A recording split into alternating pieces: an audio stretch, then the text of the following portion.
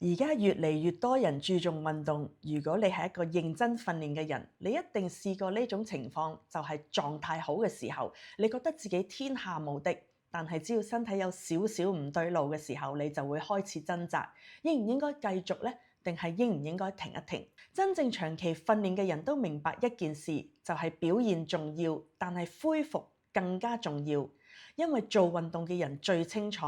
訓練本身唔難。難嘅係點樣令到身體可以長期承受訓練。講到恢復，近年有啲運動員係開始接觸一種技術 PEMF， 全名係 Pulse Electromagnetic Field， 中文脈衝電磁場。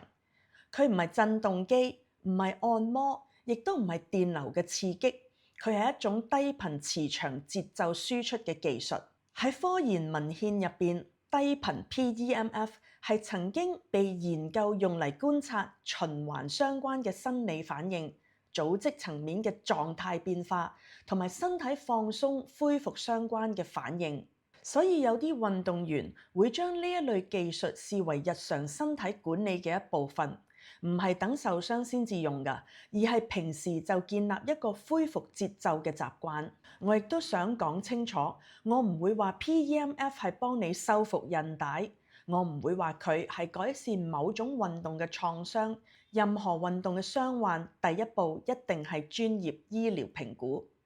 但係如果你問我，除咗物理治療、伸展、敷冰、睡眠管理之外，仲有冇其他非藥性嘅身體管理方式？咁我就會話 PEMF 係其中一個可以了解嘅選項。例如 Biomag 呢套系統，佢嘅設計重點係提供多組低頻磁場參數嘅組合，包括唔同節奏、唔同脈衝闊度、唔同頻率範圍，令到使用者係可以按照自己當下嘅狀況去選擇一個適合自己嘅節奏。真正專業嘅人知道一件事，恢復唔係懶，恢復係策略性嘅休息，係俾身體一個放鬆、調整、重新去準備嘅一個空間。如果你認真對待自己嘅表現，你就會同樣認真咁樣對待自己身體嘅管理。專業運動員係會投資喺裝備、教練、營養，但我會想問一個問題，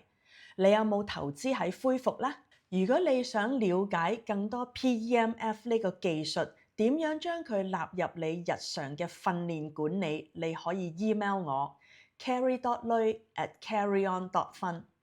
我可以提供詳細嘅產品資料同埋適合你嘅產品組合。